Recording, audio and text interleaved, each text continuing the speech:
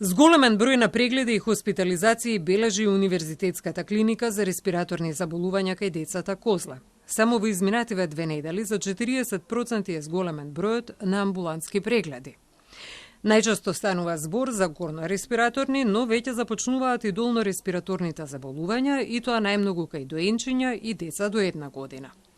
На овие инфекции се подложни и поголеми дечиња кои сега започнуваат за прв пат да посетуваат градинка и училиште и ја имаат првата средба со инфектите.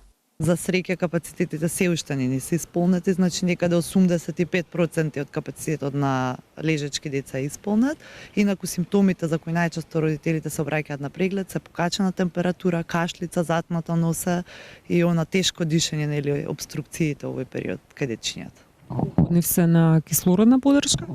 Па изминатиот период имавме доста дечиња на кислородна поддршка, значи 4 до 5, во моментов се само 1 до 2 дечиња. Се почесто гледаме бронхообструкции, пропратени со пневмонии, така да има тие што се хоспитализирани се секако посериозно болни со долно-респираторни инфекции, ретко хоспитализираме пациенти кои можат амбулантски да се третираат. Во меѓувреме и инфективната клиника бележи скок на пациенти со респираторни инфекции. Во текот на 24 часа во амбулантата на инфективна има и до 150 прегледи. Што се однесува до пациентите кои се хоспитализирани, во најголем дел се возрастни пациенти со коморбидитети.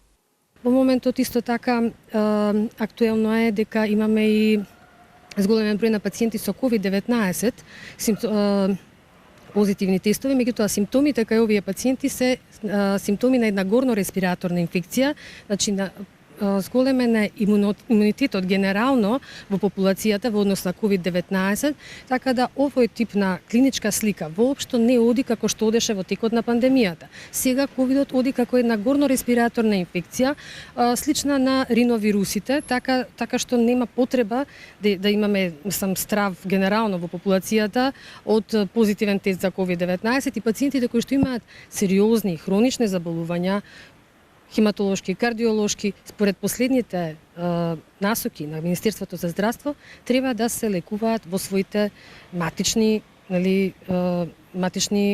клиники, односно клиники каде што лекуваат своето хронично заболување. Во однос на превенцијата за горно-респираторните и долно-респираторните инфекции таа е јасна. Да се избегнуваат лица кои имаат таква симптоматологија, да се користат заштитни средства и висока свест за здрав начин на живот.